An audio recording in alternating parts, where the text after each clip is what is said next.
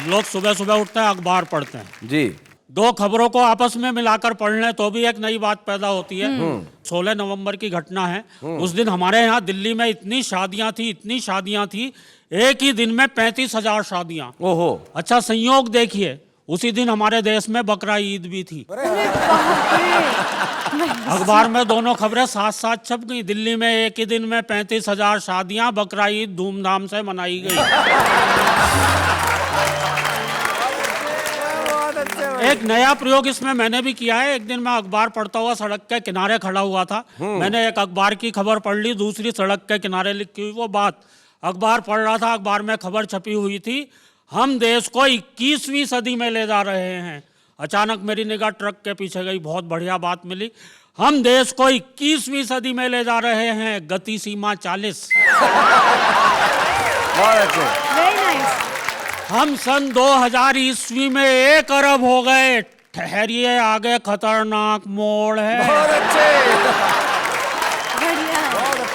और प्रधानमंत्री चीन यात्रा पर रवाना, जेब कतरों से सावधान। 3 कुख्यात आतंकवादियों का दिल्ली में प्रवेश। नई दिल्ली नगर पालिका आपका हार्दिक स्वागत करती है। शैलेश जी, अभी पिछले दिनों मैं जेल में गया। जेलर महोदय ने कवि सम्मेलन करवाया था और ये सोच के करवाया था कि शायद कैदियों की सजा में थोड़ी बहुत कमी रह गई है।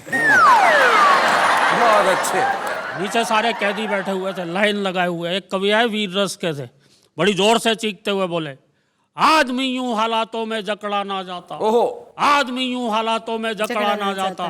नीचे एक चोर कैदी बैठा था, बोला, भैया कुत्ते की पूंछ ना दबती तो मैं पकड़ा ना जाता।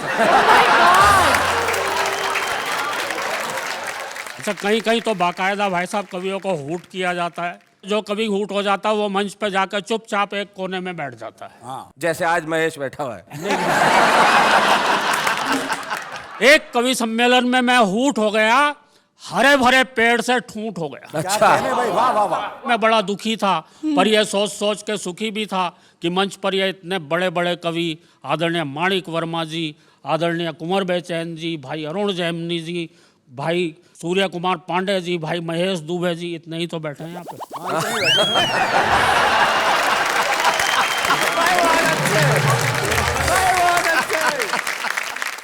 ये इतने बड़े बड़े कवि बैठे हुए हैं, क्या ये भी इसी तरह से दुखी होते हैं? इन बेचारों पर क्या गुजरती होगी, क्योंकि ये तो लगभग रोज ही ऊट होते हैं।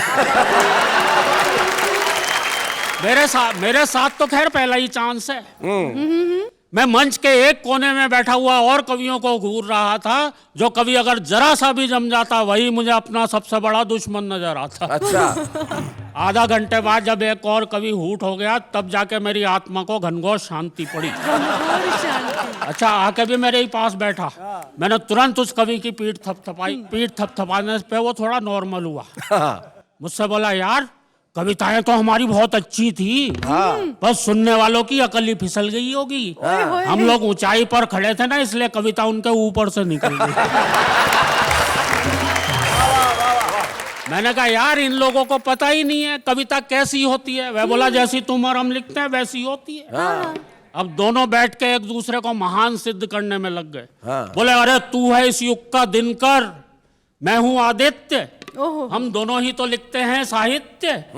मैंने कहा, नहीं नहीं, तू है पंत, मैं हूं निराला, पर हाय हाय रे सुनने वालों, हमें ही हूट कर डाला। मैंने कहा, भैया यहाँ तो बैठे थे सारे के सारे चिड़ी मार। अच्छा, जो कविता तुमने यहाँ सुनाई थी वो जरा फिर से सुनाओ यार, हो हल्ले में ठीक से सुन भी नहीं पाया था।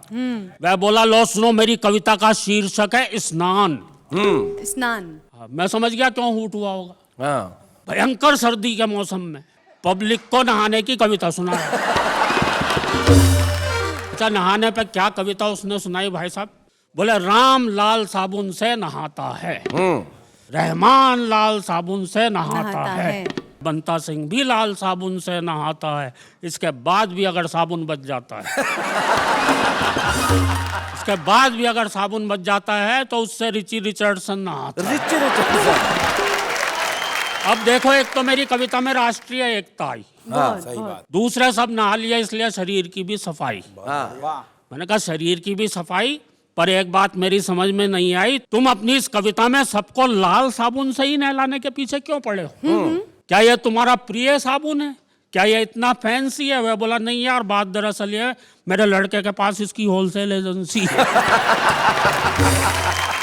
तभी मेरे अंतरतम से आवाज आई कि जरा सुनो मेरे भाई, नहलाओ उन्हें जो एक दूसरे पर कीचड़ लगाते हैं, नहलाओ उन्हें जो भाई से भाई को लड़ाते हैं, और उन्हें तो खौलते पानी से नहलाओ जो लोगों को खून से नहलाओ। वाह वाह वाह वाह वाह, क्या बात।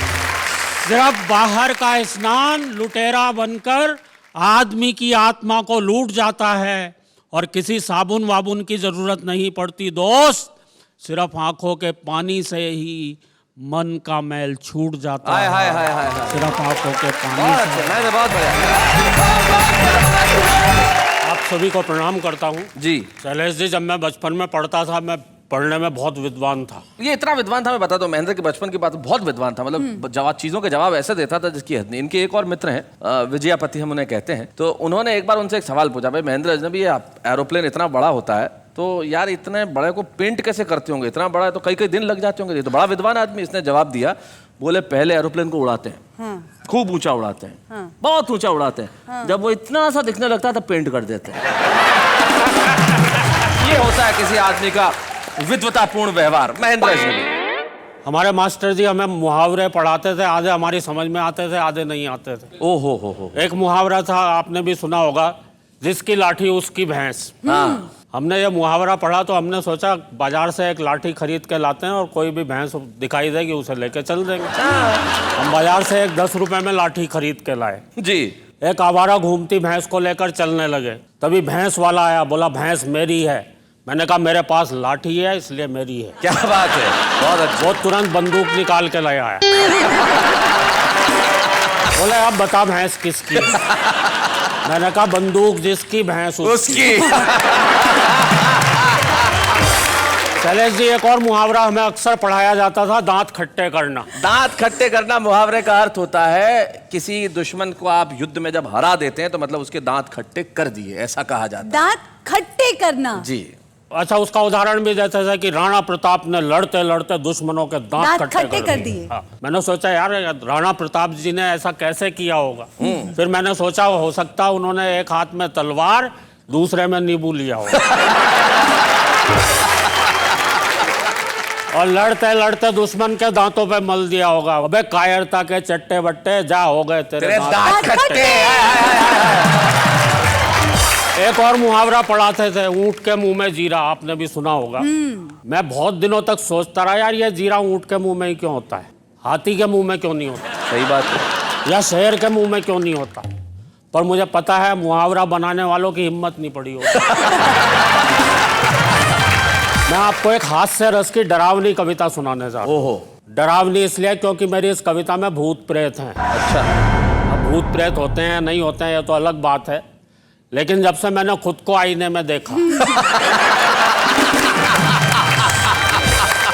भूतों के बारे में मुझे एक घटना ध्यान आ रही है। एक आदमी को पता चला पड़ोस वाले गांव में भूत रहते हैं। वो आदमी उस गांव में गया, उसने देखा एक आदमी कुएं से पानी खींच रहा है। उसके पास जाके बोला भैया सुना तुम्हारे गांव में भूत रहते हैं? वो आदमी बोला भैया मुझे तो पता नहीं, मुझे तो 40 साल हो गए मरे हुए। अब उस आदमी की क्या हालत हुई होगी। सही बात वो है। तो वहां खड़े खड़े ही मर लिया होगा। हाँ। कविता की शुरुआत देखना कितनी डरावनी है। अंधियारी रात भौंकते कुत्ते। ओहो। डरावनी कविता, पहले माहौल बनाना पड़ता है।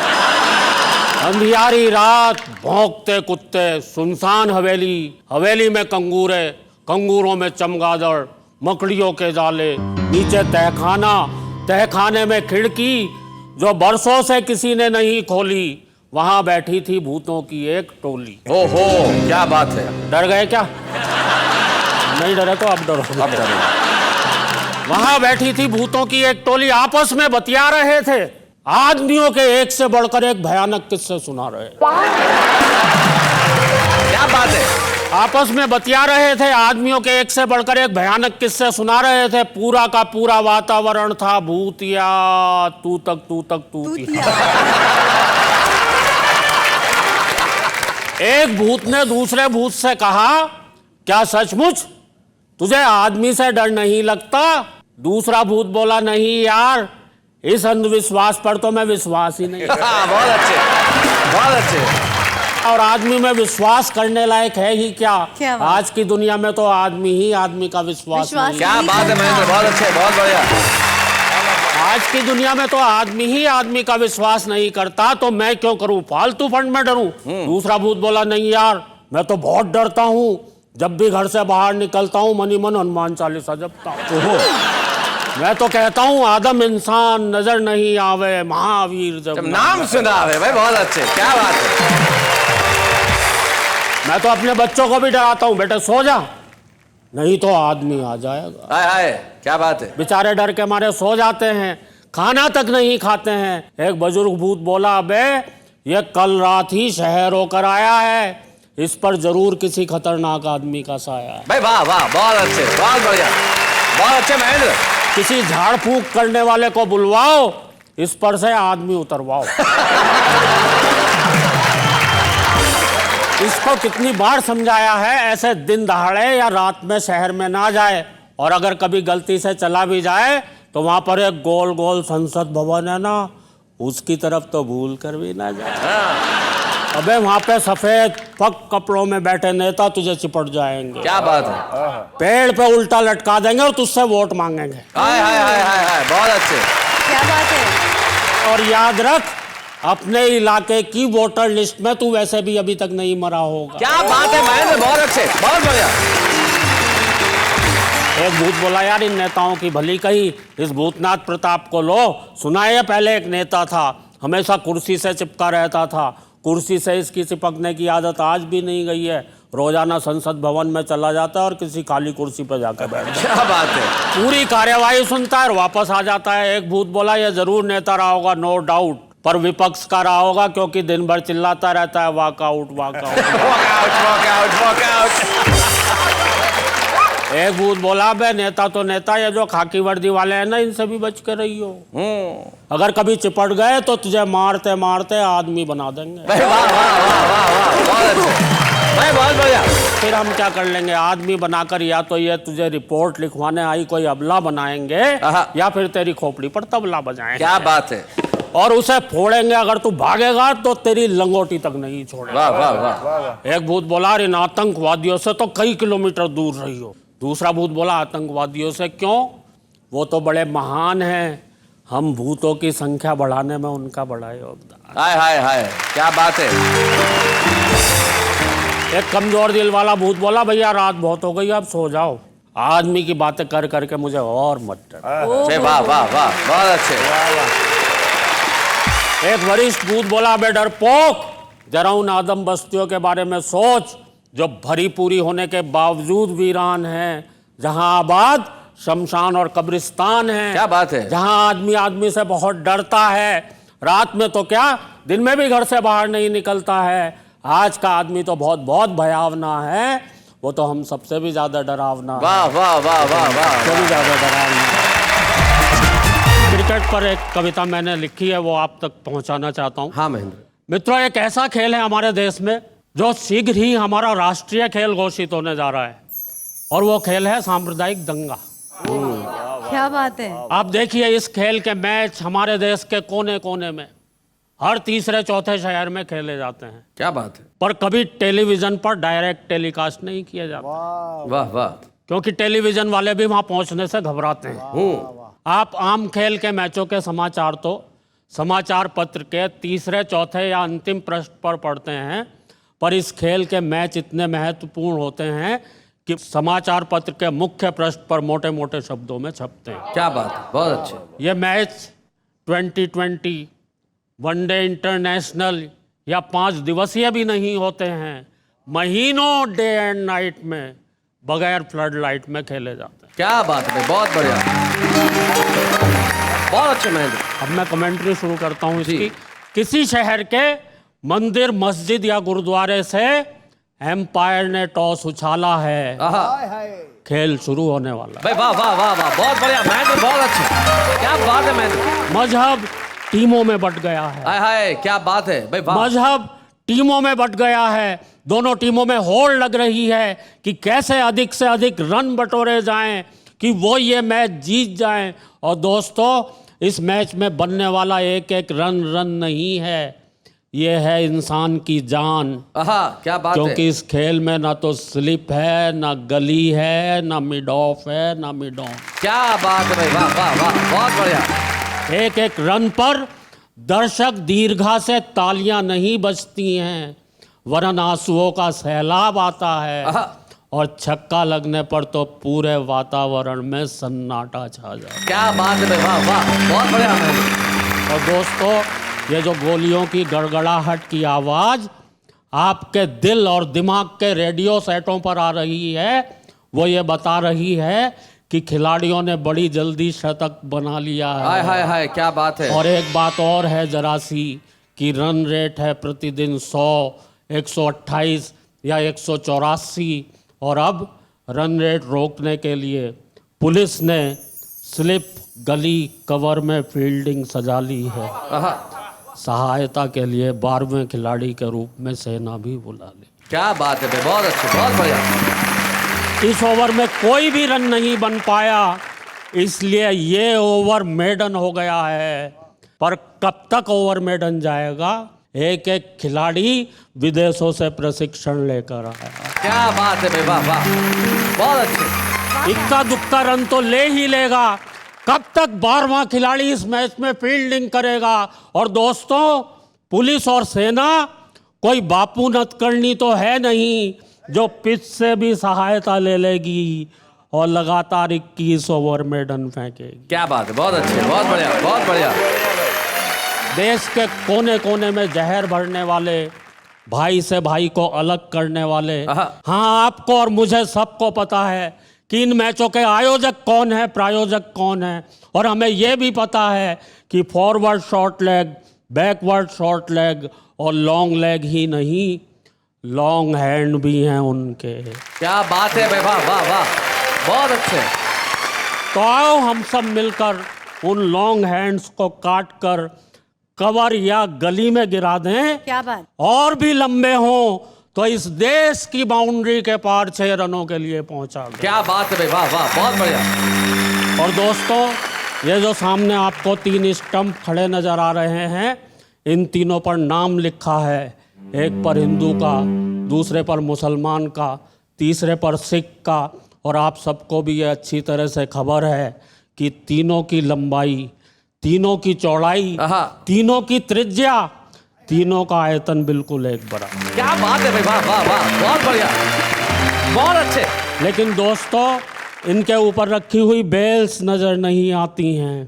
क्या बात है। इनके ऊपर रखी हुई गिल्लियां नजर नहीं आती हैं जो इन्हें आपस में एक दूसरे से मिलाती। हाय हाय हाय हाय हाय हाय।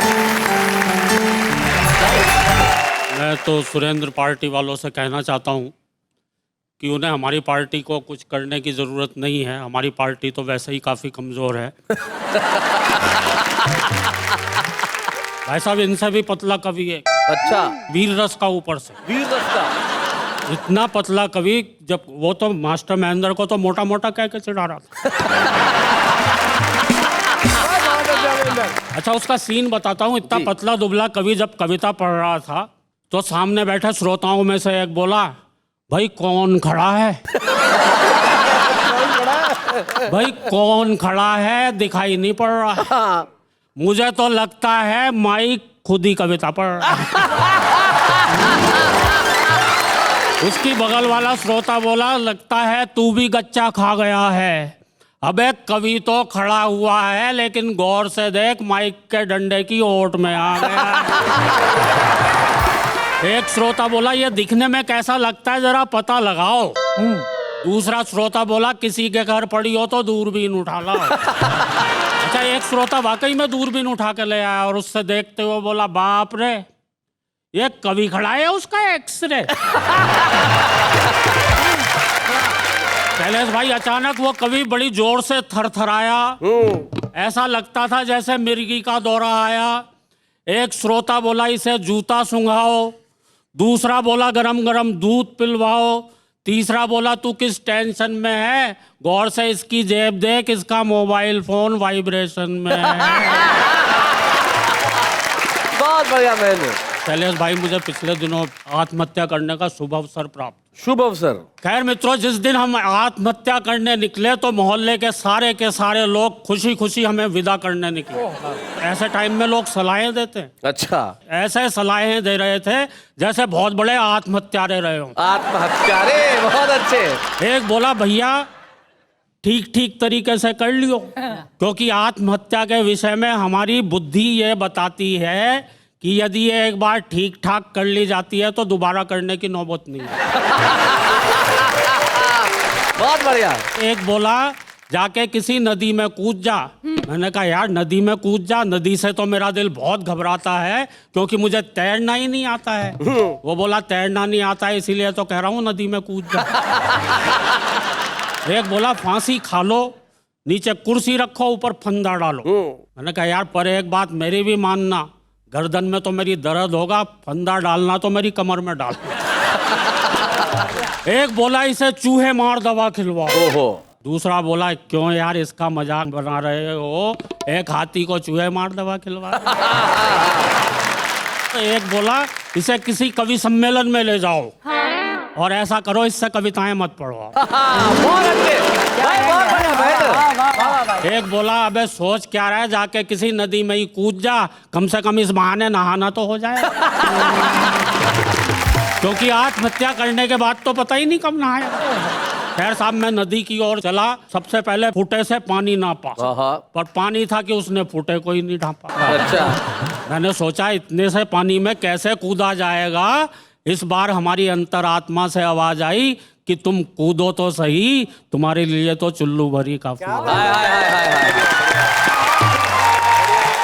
खैर शैलेश भाई, जैसे ही मैंने कूदने को कदम बढ़ाया, पीछे से एक हाथ आया, फिर हाथ का मालिक आया। हाथ का मालिक आया, बहुत अच्छे। वो भी एक उम्मीदवार था, उसे भी यही बुखार था। बोला कर तो रहे हो पर क्या पहले कभी की है? मैंने कहा नहीं तो। मैंने कहा और आपने? बोला हाँ मैं तो 40वीं बार कर रहा हूँ। बहुत कोशिश की है फिर भी नहीं मर रहा। मैंने कहा 40वीं बार? लगता है आप तो काफी खानदानी आत्महत्यारे हैं।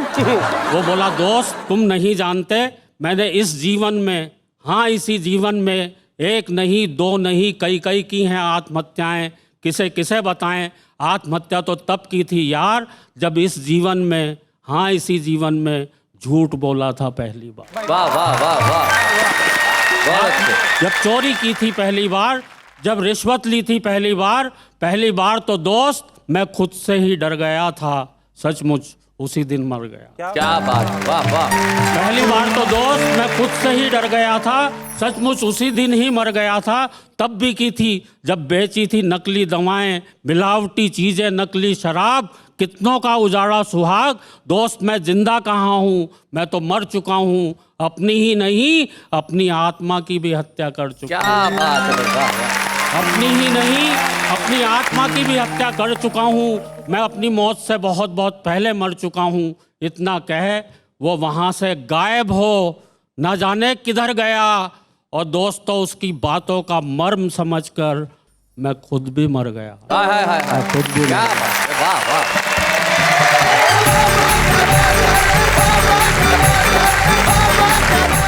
ऐसे और भी मज़ेदार वीडियो के लिए हमारे चैनल को लाइक, शेयर और सब्सक्राइब करें।